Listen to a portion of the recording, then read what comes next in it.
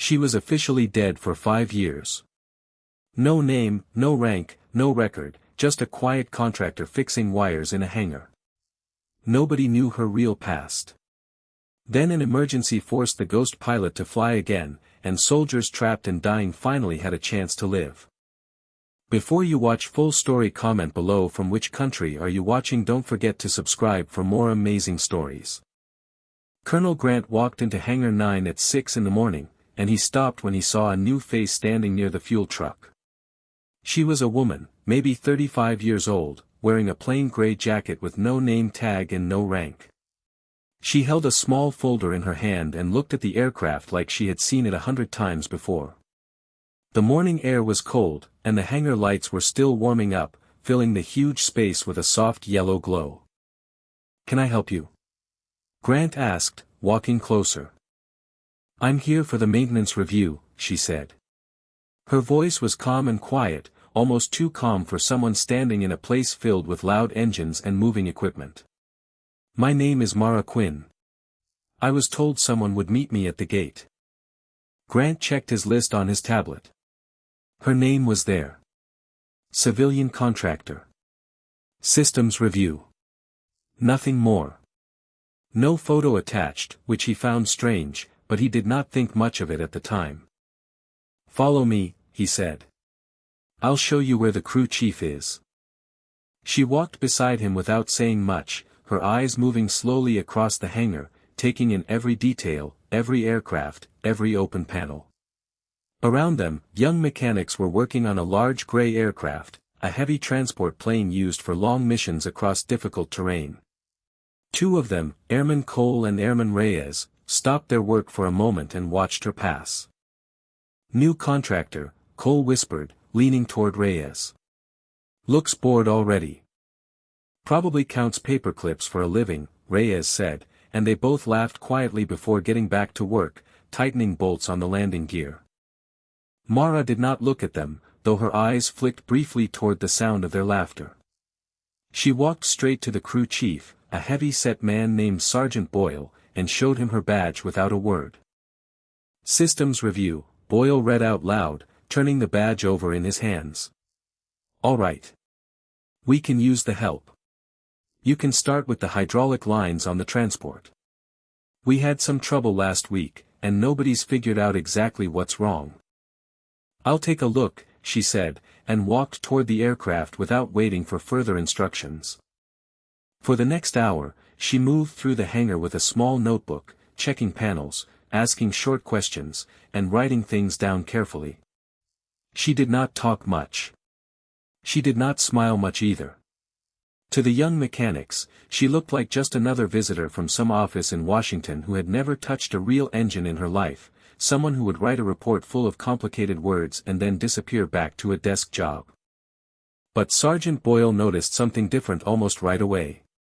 When Mara opened a side panel near the landing gear, she did it in one smooth motion, like she had done it many times before, without checking any instructions or diagrams.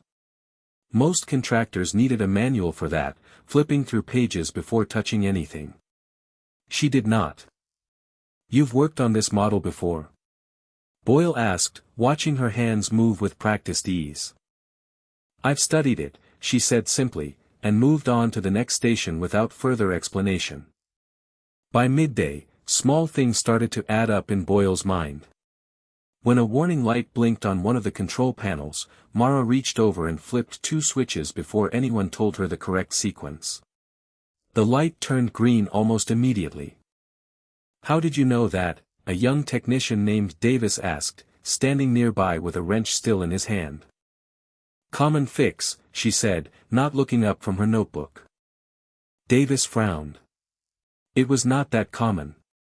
It was the kind of fix only someone who had spent real hours inside that cockpit would know, someone who had felt that warning light blink during an actual flight, not someone who had only read about it in a training manual back at an office desk. During lunch, Cole and Reyes sat together near the vending machines and talked quietly about her, glancing over their shoulders now and then to make sure she was not close enough to hear. "She's not just a contractor," Reyes said, poking at his food. "Contractors ask more questions. They want to understand everything before they touch it. She barely asks anything. She already knows the answers before she even opens the panel. Maybe she used to fly, Cole said, half joking, though something in his voice suggested he was starting to believe it. Women don't just disappear from flying without a reason, Reyes said. If she was a pilot, where is she now? Why is she checking hydraulic lines instead of flying a plane? That doesn't add up. They did not know the answer. Nobody in that hangar did. Not yet. That afternoon, Sergeant Boyle tried to look up Mara Quinn's file on the base computer, mostly out of simple curiosity. The screen showed almost nothing useful. A name. A short line that said, Systems Consultant, Civilian. No history. No photo from before that year. No record of any school, any company, any past job she might have held. It was as if she had appeared out of thin air 5 years earlier and started this quiet work of checking aircraft, one base after another. That's strange, Boyle said to himself, staring at the mostly empty screen. He mentioned it to Colonel Grant later that day, catching him near the coffee machine in the office. Her file is empty, Boyle said. No background at all. It's like she appeared out of nowhere 5 years ago and just started working. Grant frowned, setting down his cup. Maybe it's just a clearance issue. Some records are locked at a higher level than what we can see from here. Happens sometimes with special consultants. Maybe, Boyle said. But he did not sound sure, and something about the whole thing sat uncomfortably in his mind for the rest of the day. Mara continued her work through the rest of the afternoon. She checked engines, wiring, radios, and fuel systems, moving from station to station with quiet focus. Each time something looked wrong, she fixed it fast, without asking for help, sometimes using tools in ways the young mechanics had never seen before, simple tricks that saved time and effort. By evening, half the ground crew had noticed her skill, whispering about it between tasks, and the other half had noticed how quiet and careful she was, like she did not want anyone watching her too closely, like she was trying to stay small in a room full of people. Just before the shift ended, Mara stopped near the cockpit ladder of the big transport plane. She placed her hand on the metal frame and stood there for a moment, looking up into the empty seat above her. Her face changed for just a second, the calm professional look slipping away. It was not a happy expression. It was something closer to sadness, or maybe a distant memory pulling at her from somewhere far away. Davis saw it from a distance but said nothing at the time. He simply filed it away in his mind, another piece of a puzzle he did not understand yet, another small clue in a growing pile. That night, Mara left the base in a plain car and did not say goodbye to anyone, driving off into the darkness without a backward glance. The next morning, she returned at exactly 8 o'clock, in the same gray jacket, carrying the same folder, as if nothing unusual had happened at all. But the mood in the hangar was different now. Word had spread overnight, passed quietly from one mechanic to another during breaks and shift changes. The mechanics who once ignored her were now watching her every move, curious and a little cautious. "Morning," Boyle said, more polite than the day before, almost respectful. "We had an issue with the radio system overnight. Static on the main channel, bad enough that command noticed it too." "I'll check it," Mara said, already walking toward the radio room. She opened the panel and studied the wiring for only a few seconds before her hands began moving. Within minutes, she found the problem, a loose wire that even the base technicians had missed the night before during their own inspection. She fixed it without needing any tool from the toolbox, simply using her fingers to reconnect it and tightening it carefully by hand. "How did you find that so fast?" Boyle asked, genuinely impressed now. "I've seen this issue before," she said. "It happens more than people think, especially on aircraft that fly in cold, humid conditions." Boyle wanted to ask more questions, wanted to understand where exactly she had gained this kind of experience, but before he could speak again, an alarm rang through the base, loud and urgent, cutting through the quiet morning air. Not the fire alarm, and not the drill alarm they used for regular training exercises. This was the real emergency signal, the one used only for actual missions in serious trouble. Every person in the hangar stopped what they were doing immediately, tools frozen mid-motion, conversations cut off in the middle of a sentence. "All hands to the command center," a voice said over the speaker, sharp and clear. "This is not a drill. Repeat, this is not a drill." Boyle ran toward the office, his heart pounding, and Mara followed close behind him, moving fast but calm, like she already understood, somehow, exactly what kind of situation was unfolding. Inside the command center, Colonel Grant stood in front of a large screen showing a map of a mountain area far from the base. A red dot blinked near the center of the map, small and urgent, surrounded by rough terrain markers. "We have a small team pinned down," Grant said to the group of officers gathered around him, his voice tight with tension. 6 soldiers, caught in bad terrain, surrounded by hostile forces approaching from multiple directions. They need air support fast, or we lose them within the hour. "What about our main pilot?" one officer asked, already reaching for a radio. "Injured this morning," Grant said grimly. "Broken arm from a training accident during a routine exercise. We have no other qualified pilot for this aircraft on base today. Every backup pilot is either deployed elsewhere or unavailable within the time frame we need." The room went quiet, the weight of the situation settling over everyone present. Without a pilot, there was no way to reach the soldiers in time. Ground vehicles could not cross the rough mountain terrain fast enough, not with hostile forces closing in. Other aircraft from nearby bases were too far away to make any real difference before the situation became fatal. Mara stepped forward from the back of the room, her posture suddenly straighter, more confident than anyone had seen her since she arrived. "I can fly it." Every head turned toward her, confusion and disbelief crossing several faces at once. Grant looked at her like she had said something completely impossible. "You're a contractor," Grant said slowly. "You check systems. You don't fly combat missions. That's simply not part of your job." "I used to," Mara said. Her voice was steady, but something in it had changed, grown stronger, more certain, carrying a weight it had not held before. "5 years ago, I was a pilot for this branch. My records were sealed after a mission that could not be officially reported for reasons of national security. I have been placed at bases like this one ever since, quietly checking readiness, staying prepared, in case a moment like this one happened. I never expected it would, but I trained myself to be ready regardless." The room stayed silent, several officers exchanging uncertain glances. Boyle, standing near the door, remembered the empty file on the computer screen from the day before. Now, suddenly, it made a strange kind of sense. "Prove it," Grant said, his voice firm but not dismissive. Mara reached into her jacket and pulled out a small worn patch, faded from years of handling, its edges soft and rounded from time.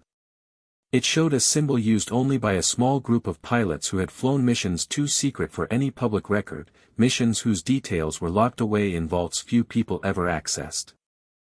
Grant stared at the patch for a long moment, turning it over once in his hand before looking back at her.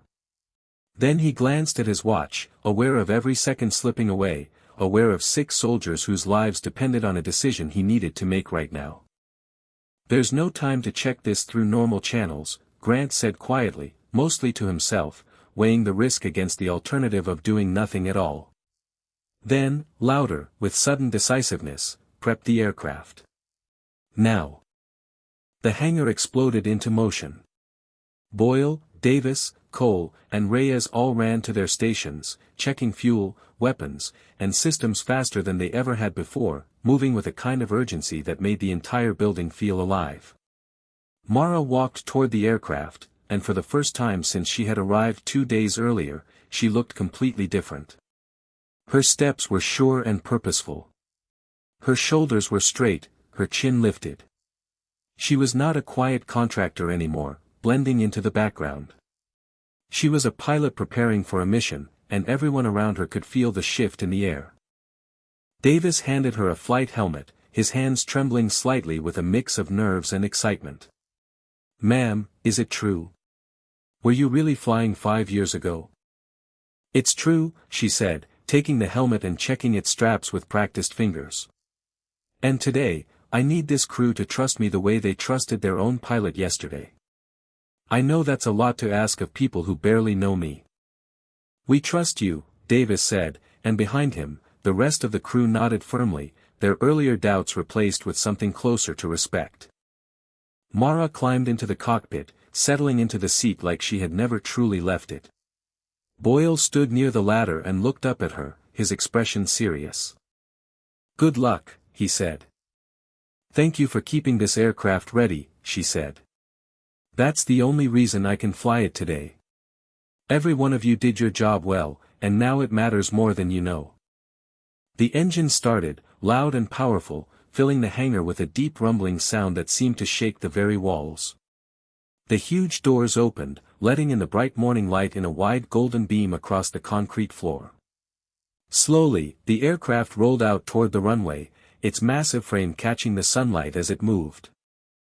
Inside the command center, Grant watched the radar screen closely as the aircraft lifted into the sky and turned sharply toward the distant mountains, disappearing quickly into the pale morning clouds.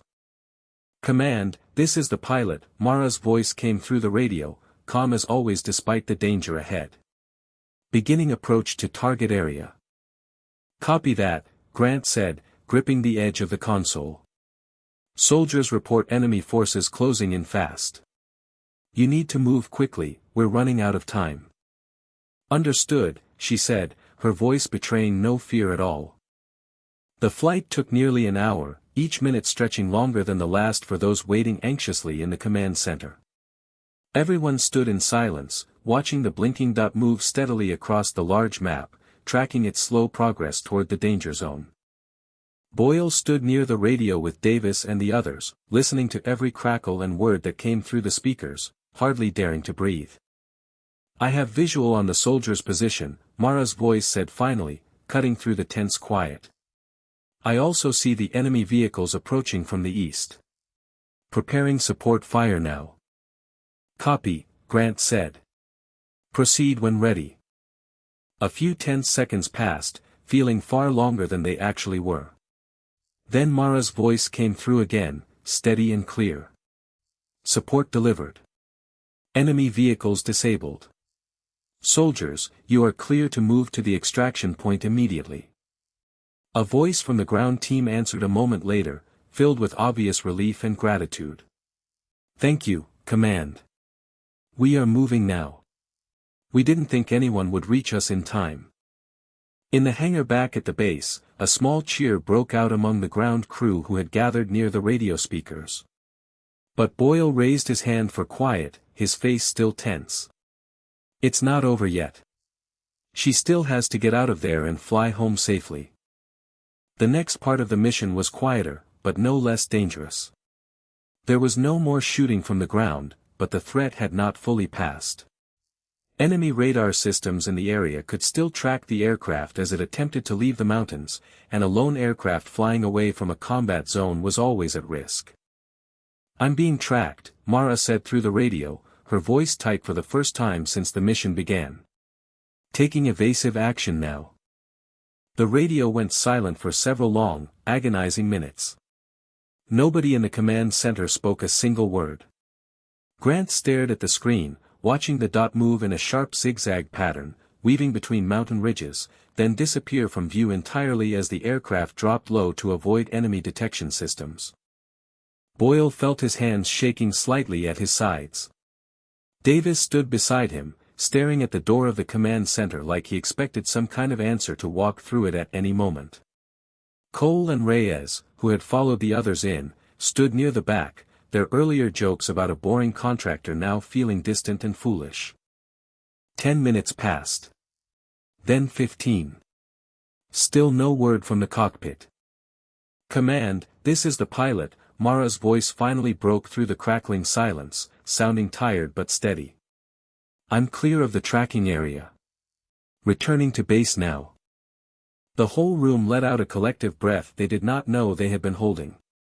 Grant closed his eyes for a moment, his shoulders sagging with relief, and then opened them again, focused once more.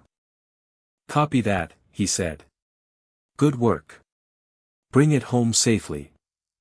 An hour later, the aircraft appeared over the base, circling once before landing smoothly on the runway, its wheels touching down with practiced precision.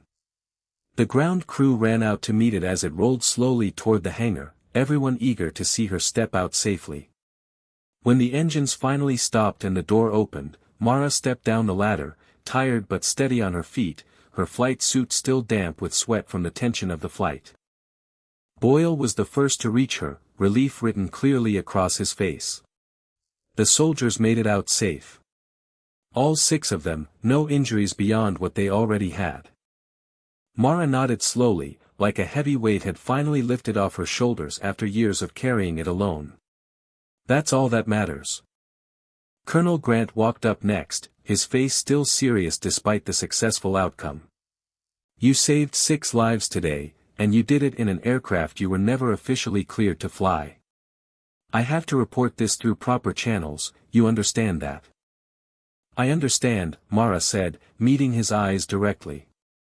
"I never expected to be seen again, not really. This was supposed to be a quiet life, checking systems, staying out of sight, moving from base to base without anyone noticing me too closely. Why did you agree to fly, knowing it would expose you and everything you had built these past 5 years?" Grant asked, genuinely curious. Mara looked at him directly, her expression calm but firm. "Because 6 soldiers were about to die, and I was the only person here who could stop that from happening.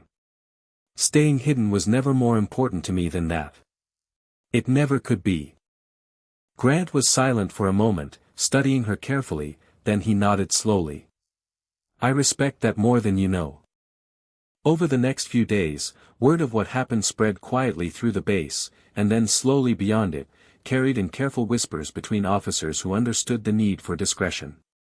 Officers from higher command arrived to ask detailed questions, reviewing old files, speaking with Grant privately, and studying the mission details closely, trying to piece together exactly what had happened and why. One of these officers, a tall woman named Major Ellis, spent an entire afternoon in a small office with Mara, asking careful questions about the mission from 5 years earlier. She wanted to understand the full picture, not just the parts written down in reports. "Tell me about the hostages," Major Ellis said, her pen resting on a blank notepad. "There were 12 of them," Mara said quietly. "Held in a location that ground forces could not reach safely without heavy losses. I was given a narrow window to act, and I took it. The outcome was good. The method was not something anyone wanted written down at the time. And you accepted that? Losing your name, your rank, everything you had built." "I accepted it because the alternative was worse," Mara said. 12 people came home to their families. I could live with disappearing for that." Major Ellis studied her for a long moment, then closed her notepad. "Not many people would make that trade so easily." "It wasn't easy," Mara said. "It just felt necessary." After the interview, Grant walked Mara back toward the hangar. Around them, the base continued its normal routine, aircraft being checked, supplies being loaded, young officers hurrying between buildings with folders under their arms. But there was a different feeling in the air now, a quiet awareness that something unusual had happened, even among people who did not know the full story. "They may want to move you to another posting," Grant said. "Somewhere with more resources, more visibility. You saved lives here, and people upstairs tend to notice that eventually." "I've moved before," Mara said simply. "I know how to start over." "This time might be different," Grant said. "This time, you won't have to hide who you are while you do it." Mara did not answer right away. She looked out across the runway, watching a small aircraft taxi toward the far end of the base, its engines humming steadily in the afternoon light. During this time, Mara stayed at the base, though she no longer wore her gray contractor jacket during the day. She wore a proper uniform now, one that matched her real rank, a rank she had earned 5 years earlier before her records were sealed away in some forgotten vault. Boyle found her one evening near the hangar, standing quietly, looking up at the same aircraft she had flown just days before. "Can I ask you something?" he said, approaching slowly. "Go ahead," she said, not turning away from the aircraft. 5 years ago, what happened? Why did they seal your records in the first place? I've been wondering about it since the moment I saw that empty file. Mara was quiet for a moment, gathering her thoughts. I was part of a mission that saved a group of hostages held in dangerous territory, but the way it was carried out could not be reported publicly without causing serious political problems. To protect the people involved, and to protect me as well, my records were closed, and I was told to disappear quietly. Since then, I have moved from base to base, checking readiness, staying ready myself, waiting for a day when someone might need a pilot who officially did not exist anymore. That sounds lonely, Boyle said softly. It was, Mara admitted.